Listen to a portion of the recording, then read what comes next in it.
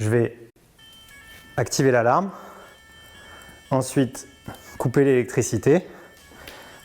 Je prends mon extincteur, donc la manipulation est réaliste. Je dégoupille, je teste et ensuite j'interviens.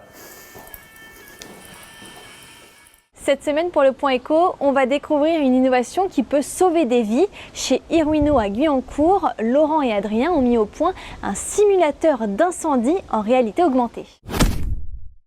Le principe, c'est de connecter un casque de réalité virtuelle et augmentée à des objets réels, donc ce qu'on appelle virtualiser un objet. On récupère des fûts d'extincteurs qui sont donc recyclés, donc on les nettoie, on les réhabille et ensuite ce qu'on vient faire, c'est qu'on vient enlever certaines pièces qui sont les pièces de l'extincteur réel pour les remplacer par des pièces qui sont designées et imprimées en 3D ici. Au tout départ, ça venait d'une demande d'un client, Sanofi, qui voulait sensibiliser ses collaborateurs aux risques liés au secourisme, aux risques d'accident et les encourager à se former. Ils nous ont demandé de trouver une solution. On a préconisé de faire de la réalité virtuelle en vidéo pour que les gens puissent voir une situation d'accident et qu'elles soient impliquées, qu'on leur demande de prendre des décisions, qu'elles s'aperçoivent qu'elles n'arrivent pas toujours à prendre les bonnes décisions et que du coup, par association d'idées, elles s'inscrivent aux formations. De fil en aiguille, on est arrivé à l'incendie sur lesquels les solutions existantes étaient assez limitées. Ce qu'on va reprocher à la réalité virtuelle ou à la réalité augmentée, c'est qu'il n'y a pas de sensation de chaleur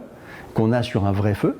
Mais ce qu'on peut reprocher au vrai feu, c'est qu'il va travailler sur 10% du parcours du process incendie, là où la réalité augmentée ou virtuelle travaille sur 100% du process. Pour mettre au point cette innovation et proposer une formation qui soit la plus réaliste possible, Iruino a notamment été accompagné par les sapeurs-pompiers de Paris. Une collaboration qui leur permet de développer plusieurs produits, et le dernier en date, c'est celui-ci. La nouveauté qu'on a sortie il y a quelques mois, c'est donc un robinet d'incendie armé virtualisé. Donc c'est composé d'un embout donc de robinet d'incendie armé réel, c'est-à-dire que c'est le vrai tuyau et la vraie buse. Et donc nous on vient ajouter notre partie imprimée en 3D qui permet de contrôler le jet. Et donc la particularité de cet objet-là, c'est qu'on doit avoir un jet diffusé ou un jet bâton. Le jet diffusé permettant de protéger la personne qui s'en sert face à un feu qui peut être important et le jet bâton qui permet d'attaquer la base de l'incendie. Iruino compte aujourd'hui près de 120 clients et pour la suite, l'entreprise voit grand et souhaite continuer son développement sur la scène internationale.